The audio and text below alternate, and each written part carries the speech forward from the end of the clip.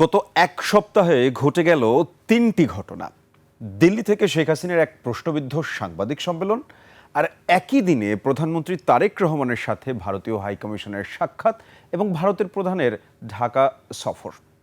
কিন্তু এই ভারতের গোয়েন্দা প্রধানের ঢাকা সফর এবং এই সকল ঘটনার আড়ালে আসলে কি ঘটেছে?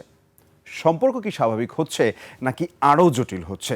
বিস্তারিত থাকছে আজকের ইটিভি এক্সপ্লেইনারে। দিল্লিতে সাবেক প্রধানমন্ত্রী শেখ হাসিনার বক্তব্যের জেরে সৃষ্ট উত্তেজনার মাঝেই ঢাকায় দুই ভারতীয় গুরুত্বপূর্ণ ব্যক্তির সরব উপস্থিতিকে ঘিরে দেশের সর্বমহলে চলছে জল্পনা। তবে ভারতীয় হাই কমিশনারের মাধ্যমে ভারতকে বিভিন্ন বিষয়ে স্পষ্ট ও কড়া বার্তা দিয়েছে ঢাকা। বিপরীতে ভারতের দিক থেকে দেখা গিয়েছে বেশ নমনীয় ও ইতিবাচক সুর। গতকাল ত্রিবেদীর বৈঠকের পর বাংলাদেশের পররাষ্ট্রমন্ত্রী খলিলুর রহমান জানিয়েছেন, বাংলাদেশ আশা করছে ঢাকার দৃষ্টিভঙ্গি ভারত সরকার অনুধাবন করতে পেরেছে এবং বাংলাদেশ রাষ্ট্রের কোনো স্তম্ভকে হেয় করার মতো কিছু ভারত করবে না। একই দিন প্রধানমন্ত্রীর প্রেস উইং থেকে দেয়া এক বিবৃতিতে বলা হয়েছে, বৈঠকে বাংলাদেশ ও ভারতের দ্বিপাক্ষিক গুরুত্বপূর্ণ বিষয় আলোচনা করা হয়েছে। বাংলাদেশ আশা করছে ভারত শেখ হাসিনার প্রত্যর্পণের প্রক্রিয়া ত্বরান্বিত করবে। একই সাথে শহীদ ওসমান হাদি হত্যাকাণ্ডে জড়িতদের ফেরত চেয়েছে ঢাকা। দিনের এই প্রকাশ্য কূটনীতির সমান্তরালেই ছিল আরেক বড় সমীকরণ। ঠিক এই উত্তেজনার মধ্যেই আলাদা সফরে ভারতের গোয়েন্দা সংস্থা র এর প্রধান পরাগ জৈন ঢাকা আসেন।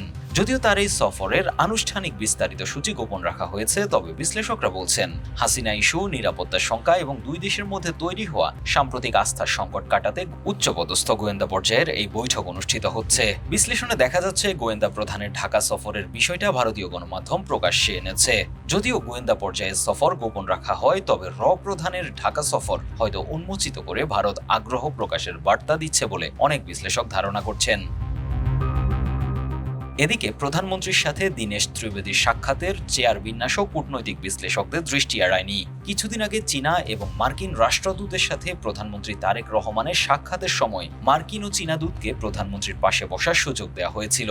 এমনকি ভারতে পলাতক শেখ হাসিনা সরকারের সময়েও ভারতীয় দূতকে হাসিনা তার পাশে বসার সুযোগ দিতেন।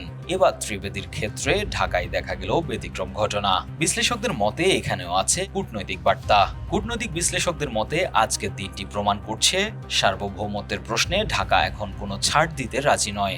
আর ঢাকা দিল্লি সম্পর্কের বরফ গলতে ভারতও এখন অনেকটাই নমনীয় পথে হাঁটছে।